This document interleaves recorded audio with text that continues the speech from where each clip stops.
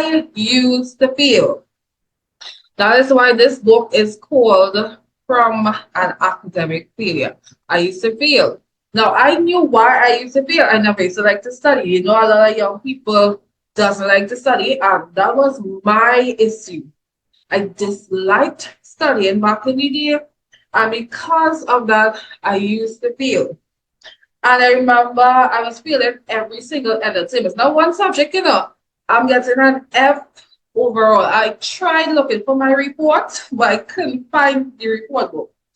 But whenever I can relocate this report book sometime in the future, for those who would be around, I can always show you all the actual proof of the F I used to get.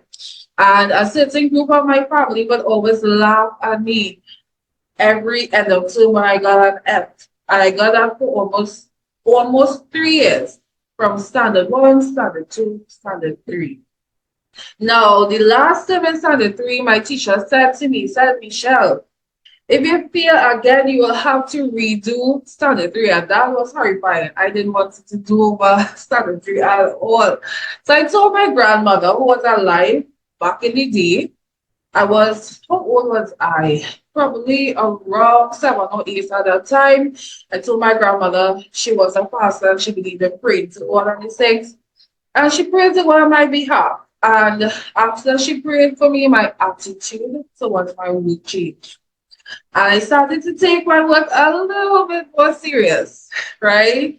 And that term that the teacher said if I failed, I went from an F to a D, right? I went from an F to a D, and within, well, standard three, standard five, by the time I went, well, should I say I improved, by the time I wrote SE in, that was 2006, my grade was around a B grade. So I went in the space of about 2 years from an F to a D to a C to a B. By the time I graduated from primary school in 2006, I believe that was June around there, I got this trophy. It's erasive. I have to get it. I have to get it fixed. But the trophy was for most improved, because I was the most improved student who went from an F to a B. And when I wrote SE and got results, I passed with my second choice. Now, fast forward, by the time I entered into high school, my grades kept improving. And in maths in particular, it was dominant. And why? Because one of my uncles started teaching me mathematics around the time when I started to take my work a little bit more serious after my grandmother prayed. Because he said before that he never used to want to teach us because the family used to like to play too much. And he told me we'll never take our work serious. So by the time I was in Form 2, my maths grade was 98, 99, 100. All the time, straight until Form 5. I could have written CSEC maths earlier, but I had a little fear. I don't know why. So I waited until I was in Form 5. I was really comfortable. And I wrote CSEC mathematics in 2011, as you can see with the plaques that are being shown. So this one in particular, you are seeing Michelle Gosset. I was in 455. I got that for excellent performance at CSEC Maths, because that year I will have topped my school and got the highest grade in CSEC in my school out of all the students who wrote maths that year. And that same year I also got this same plaque for passing all my 6 subjects. So I share this story to tell you all, I, who was a failure and was laughed and mocked by other people, if you have failed in your life, there is hope.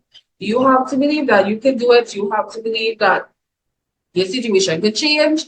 I just needed to share that to encourage you all. Now, during that particular period of my life, I had to depend on my uncle who was teaching me lessons. By the time I was in 4, he started teaching me POA. So I got a distinction in both maths and POA. And but the other subjects I used to have to handle on my own. But I got them, I passed them all.